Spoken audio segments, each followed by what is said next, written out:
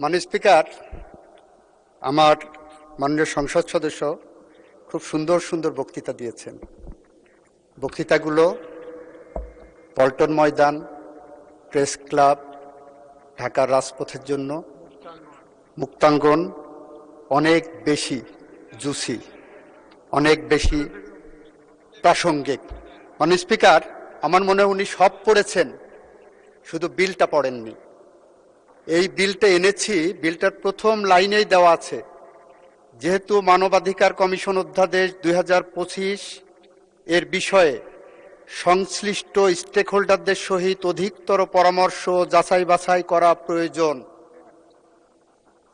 এবং যাতে করে 2009 সালের আইনটা বাতিল করে দিয়েছিলেন, মানবাধিকার কমিশনের জায়গাটা অসম্পূর্ণ না থাকে, ফাঁকা না থাকে, সেই কারণে আপাতত আমরা 2009 সালের আইনটাকে রেস্টোর করেছি, কেউ বলতে যাতে না পারে বাংলাদেশে কোনো মানবাধিকার কমিশন নাই। সুতরাং সব পড়লাম, প্রথম লাইনটাই পড়লাম না, যে 2025 সালের আইনটা আমরা অধিকতর যাচাই বাছাই করার জন্যই এনেছি। কেন অধিকতর যাচাই বাছাই করার প্রয়োজন মাননীয় স্পিকার? 2025 সালের যে অধ্যাদেশটা আমাদের সামনে এনে দেওয়া হয়েছে, এই অধ্যাদেশের দুইটা ইমপ্লিকেশন আছে। একটি ইমপ্লিকেশন হলো, আমরা যখন কোনো আইন করি, কোনো অ্যাকশন নেই, কোনো অ্যাক্ট করি, সেটা যদি এমন হয় যে এটা করেছি উইথ অ্যান আলটেরিয়র মোটিভ, এটা যদি এমন হয় যে এটা করেছি উইথ এ ম্যালাফাইডি মোটিভ, যদি এমন হয় যে বিএনপি ক্ষমতায় আসবে, তাকে কোনোভাবেই কাজ করতে দেওয়া হবে না, সেরকম উদ্দেশ্য যদি থাকে, সে ধরনের উদ্দেশ্যপূর্ণ আইন, আইনের ভাষায় বলছি, জুডিশিয়াল রিভিউয়ের ভাষায় বলছি, কনস্টিটিউশনাল লয়ের একজন ছাত্র হিসেবে বলছি, that law is a void of initio law. মানে স্পিকার, মানবাধিকার কমিশন অধ্যাদেশ যেটা আনা হয়েছে 2025 সালের, সেই 25 সালের অধ্যাদেশের 16 ধারাটা যদি একটু কেউ ভালো করে পড়েন, তাহলে দেখবেন এটা ভিকটিমের জন্য আরেকটি মানবাধিকার লঙ্ঘনের সমান। সেটা আমি আপনাদেরকে একটু পার্লামেন্টের সামনে বলছি। মাননীয় স্পিকার, এখানে বলা আছে মানবাধিকার কমিশন দুইভাবে মানবাধিকার ভায়োলেশনের একটা বিষয় টেক আপ করতে পারবেন।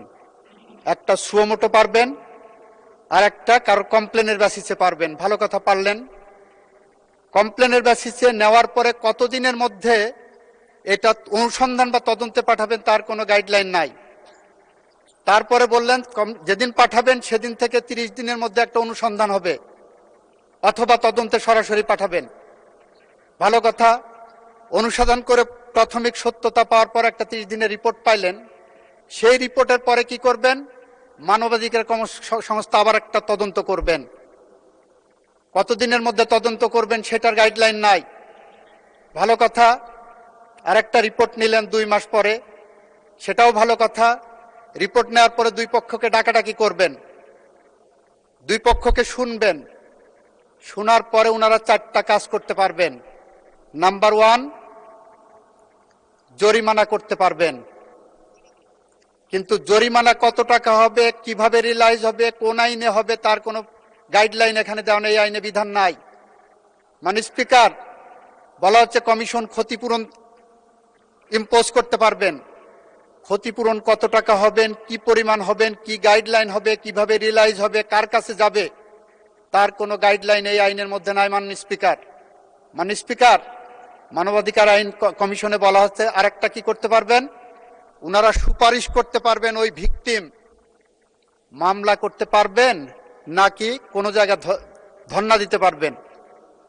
2 বছর মানবাধিকার কমিশনের পিছনে দৌড়ায় দৌড়ায় মনে হবে যে আমি মামলা করতে পারবো কি পারবো না, সেই কারণে সুপারিশ নেওয়ার জন্য মানবাধিকার কমিশনে যাওয়ার দরকার নাই।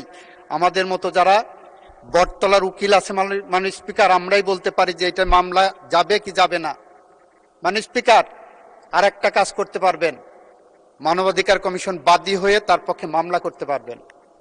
প্রশ্নটা হলো, তদন্তের পরে মানবাধিকার কমিশন যখন আপনার মতো নিরপেক্ষ চেয়ারে বসে দুই পক্ষকে শুনানি দিচ্ছেন, শুনানির শেষে তারপরে আপনি যে বাদী হয়ে এক পক্ষের মামলা করলেন, can it be called a reasonable law? Can it be called a neutral law? Can it be called a just and proper law? এই প্রশ্নগুলো যখন আমাদের সামনে আসে মাননীয় স্পিকার, তখন আমাদেরকে বিলের প্রথম লাইনেই বলতে হয় মানবাধিকার কমিশন অধ্যাদেশ 2025 সংশ্লিষ্ট স্টেক হোল্ডারদের সহিত অধিকতর পরামর্শ যাচাই বাছাই করা প্রয়োজন। মাননীয় স্পিকার, এখানেই শেষ নয়। আমরা একটা আইন জানি, বাংলাদেশের ইতিহাসের সবচেয়ে জঘন্যতম অপরাধ, পৃথিবীর ইতিহাসের সবচেয়ে জঘন্যতম ইতিহাস হলো অপরাধ হলো গুম করা। সেই গুম করা সংক্রান্ত একটা আইন করা হয়েছে, গুম কমিশন আইন। মাননীয় স্পিকার, গুমের অপরাধকে এতটাই গুরুত্ব দিয়ে এই পার্লামেন্ট আইন পাশ করেছে যে কেউ গুম হলে তাকে মানবতা বিরোধী অপরাধের মধ্যে আমরা ফেলব। মাননীয় স্পিকার, সেই আইনটাকে ফ্রাস্ট্রেট করবে যদি আমি মানবাধিকার কমিশনে এই আইনকে এইভাবে রাখি। কারণ এখানে বলা হলো, গুম কমিশন আইনে বলা হলো গুমের বিষয়ে তদন্ত করবেন মানবাধিকার কমিশন। তাহলে মানবাধিকার কমিশন কি করবেন? ওই যে তদন্তের কথা আছে, তদন্তের পরে যে তারপর ওনাদের কাছে পাঠাবেন। এবং গুম কমিশন বলে সেপারেট কোনো কমিশন তৈরি করা হয়নি বা স্কোপ রাখা হয়নি আইনে। গুম কমিশন বলতে যে ডেফিনেশন দেওয়া হয়েছে, সেই ডেফিনেশনের মধ্যে বলা হয়েছে গুম কমিশন মানে মানবাধিকার কমিশন। মাননীয় স্পিকার, আইনের এই অ্যাম্বিগুইটি থাকতে পারে না। আইন স্বচ্ছ হতে হবে, আইন পরিষ্কার হতে হবে। এটা ঐতিহাসিকভাবে বলছে যারা আইন বিশেষজ্ঞ, যারা আইন সম্পর্কে গবেষণা করেন, একটা আইনের মেয়াদ ধরা হয় আগামী 20 বছর পর্যন্ত জনগণ এই আইনটা গ্রহণ করবে। তারপরে যদি লাস্টিং করে সেটা করবে। ধরে নেওয়া হয় 20 বছর পর পর একটা আইন পরিবর্তন যোগ্য হবে। আমরা যে আইনটা পেয়েছি, অধ্যাদেশটা, সেই অধ্যাদেশের যে ফ্লডগুলো আছে, সেই কারণে মাননীয় স্পিকার আমরা বলছি সংশ্লিষ্ট স্টেক হোল্ডারদের সহিত পরামর্শ করে অধিকতর পরামর্শ ও যাচাই বাছাই করা প্রয়োজন।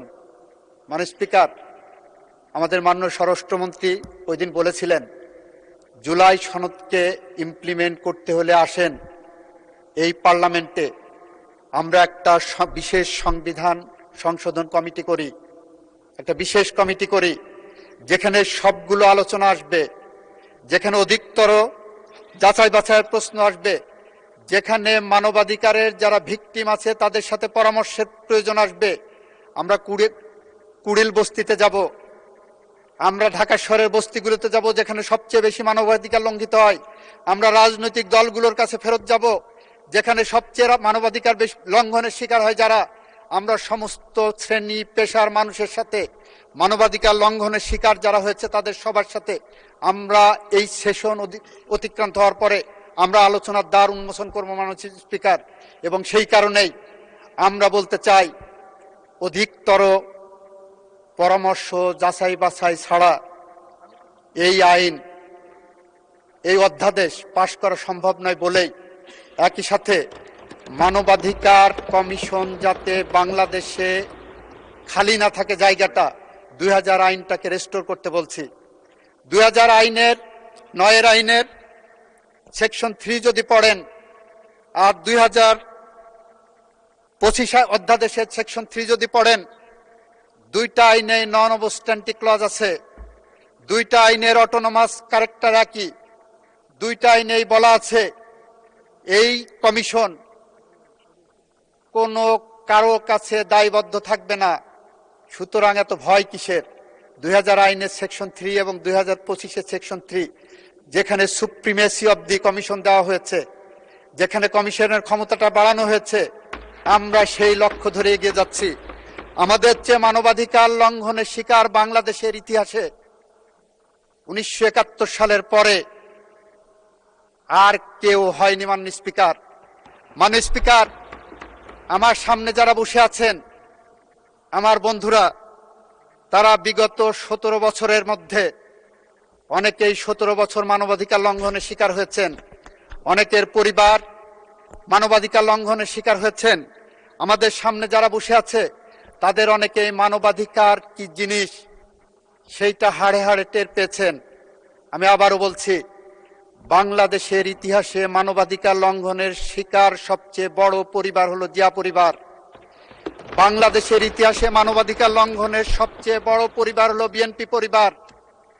বাংলাদেশের ইতিহাসের সবচেয়ে জঘন্যতম অপরাধের শিকার হলো বিএনপি পরিবার এবং জিয়া পরিবার। আমাদের সামনে বসে আছেন মানবাধিকার লঙ্ঘনের চরমতম শিকার আমাদের মাননীয় প্রধানমন্ত্রী। আমাদের মানবাধিকার সম্পর্কে বিন্দুমাত্র কোনো পিছুটান নাই মাননীয় স্পিকার। আমরা বলতে চাই, বাংলাদেশে আর কোনো মা যাতে তার সন্তানকে ক্রসফায়ারের নামে না হারান, বাংলাদেশের আর কোনো মা যাতে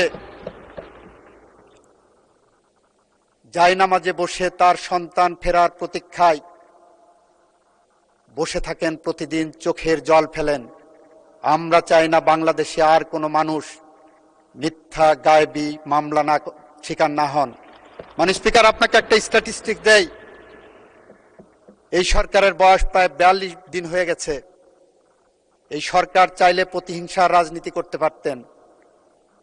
42 দিনে বাংলাদেশের একটি মানুষও ক্রস ফায়ারের শিকার হয়নি। 42 দিনে একটি মানুষও গুমের শিকার হয়নি। মাননীয় speaker, childhood shows a man, morning shows the day.